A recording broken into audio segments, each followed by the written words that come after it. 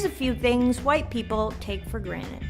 Like flesh-colored band-aids that actually resemble flesh. This is a nude bra. I don't even think I know white people that are this color.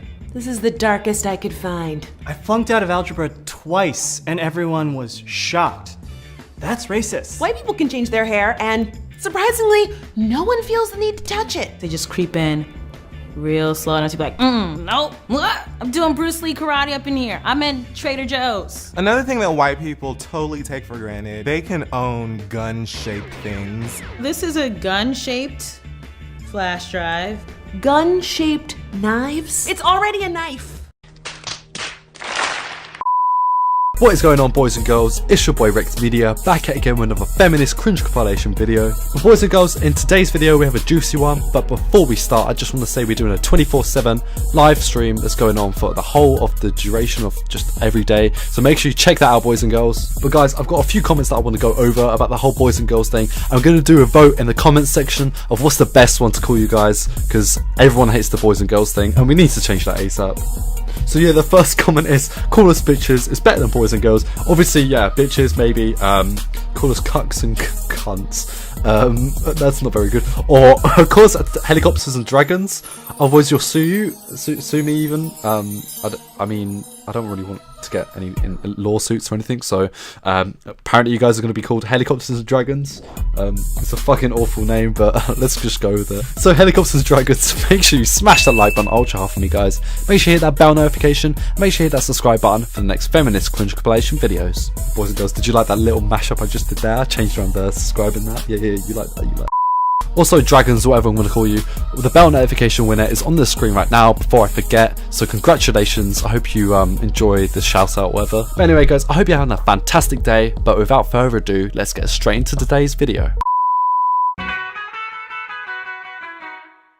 Before you slip into your swimsuit, you could start a grueling workout routine and manipulate your natural shape and skin tone to reach for an unattainable and oppressive idea of perfection. Or you could follow a few quick and easy tips for a self-accepting journey to the beach. Want to turn your flab into abs in just 2 weeks? Well, that's too bad, because that's not how exercise works. And even if it did, no one else gets to tell you what your body should look like. Here's an easy, guilt-free recipe for your summer barbecue. Go to a barbecue and don't feel guilty about it. Contrary to popular belief, your body needs food to provide energy for basic functions. That's science.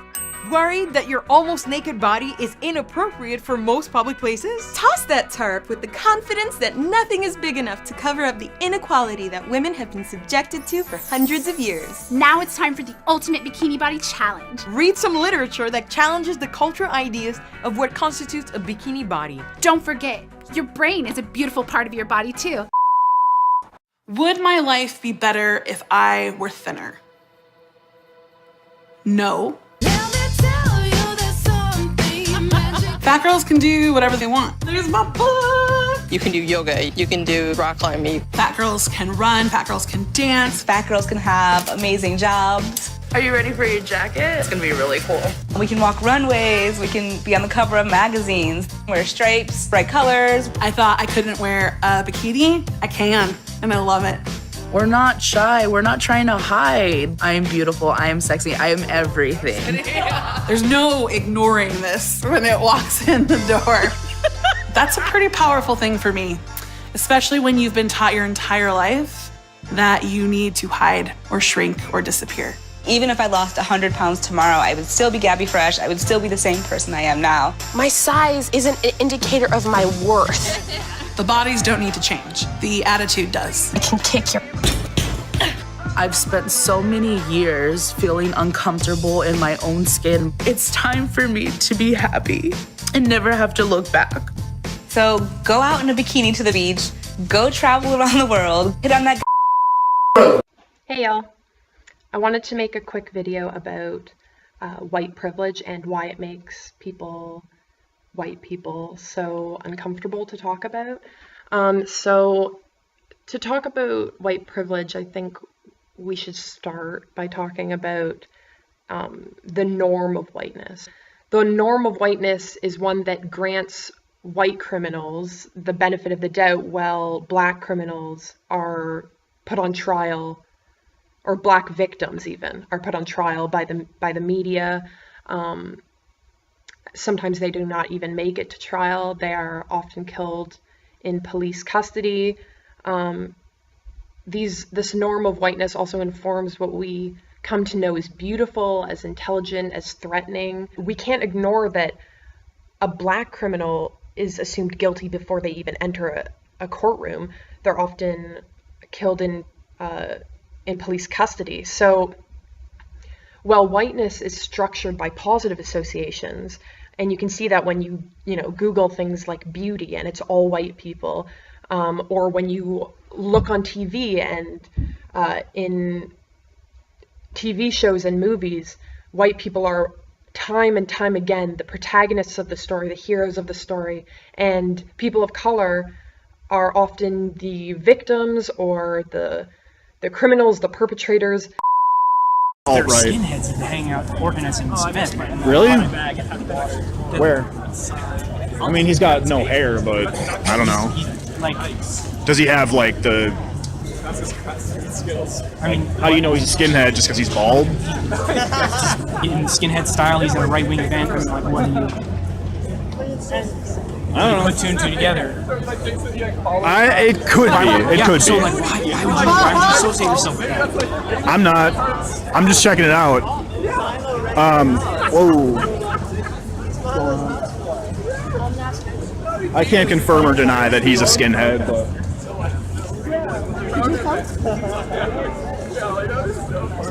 That's great advertising. I have alopecia areata. It's a medical condition that I got while I was serving in the military. So I had a backpack on that stops cell phone signals from detonating bombs under our feet, and it either gives you a big white stripe up your head, or if you, do you mind touching me? So feel it right now. Baby smooth, right? Now feel right now. So I got patches in my head. So I had to shave my head because how would you rather me like have weird awkward patches in my head? That'd be weird as fuck. So I just shave it because it looks better than having patches. But no, I'm not a skinhead. He said you were. Technically, I'm a skinhead, but I don't believe in the ideology. Because technically, so. He said you were wearing the getup and that you had like put two and two together. He says, you know, you got the getup, and I mean, I was skeptical. I had no idea one way or the other. No, I don't. I'm not a white nationalist. No, I'm not a white supremacist. No, I'm not. I don't believe in Hitler. Like, I don't do the goose step. Like, I don't do it. Yeah. Literally, the only reason I'm bald is because I have alopecia. Okay. I apologize for assuming. Well, that's the thing, though. I mean, I actually had the same conversation earlier. It's a matter of people on our side. It's not even about hating others like his side. It's like we're just rich white people who don't have any kindness. We're genuinely standing against people who are playing identity politics. Like, just because someone is a color, you see them as evil, and we're not. We actually, honestly, we agree with like 95% of your points. We want people to get medical coverage. The only problem is when we have an issue with it is that when you have hey, how's it going? When you have an inherent, when they quote, keep in mind, it's all verbal, right? When you have a right to something, that means you should be able to attain it without charge. Would you agree? Yeah. Like healthcare? Like, you should be able to attain it without charge. All right. The only problem I have with that at all, it's not a matter of people getting healthcare. I want everyone, including, like, I know this puts me at odds with a lot of Republicans. Like, I don't even mind abortions personally. Like, I personally don't have an issue with it. But that's more of a conservative opinion. But when it comes to medical requirements, like, we want you to have healthcare. The only problem we have is that when you say it's a right, that means that you have a right to someone's labor. Well, maybe it's like you have a right to like access a willing, like, it wouldn't be like it wouldn't essentially indentured servitude. It's like, you have to treat me. It's like, but I'm not being paid. I spent a lot of money to get my medical degree. Well, they still would be paid. It would just be through like taxpayers. But that's the problem. Is when you have a right to it, that means that you can force them to do that by the power of the state. Well, what happens if let's say a firefighter and conservative. I mean, in general, conservative ideology is basically reducing the power of the state. Because we don't want this power of the state to be used to infringe the rights of others. That's pretty much it. We don't want it to infringe gays. We don't want it to infringe transphobic or transgenders, not transphobics. We don't. Sorry. We don't want it to infringe anybody. We want to reduce the power of the state. That's it. So it's kind of like the language that's used around like that. No, and I would agree with you traditionally if their actions didn't speak louder than the words. When they are trying to utilize the power of the state to promote their own ends, they're not trying to do it. They're trying to actually do the exact same thing. Have you ever heard of the horseshoe effect? Like, I like to be right in the center, and I don't like the extreme right or the extreme left because they both do the same thing. When you have fascists on both sides, it doesn't matter if you're conservative or liberal. It's just a matter of you're using the state to intimidate others to follow your ideology. And if you have a good ideology, you shouldn't have to use the power of guns to enforce it.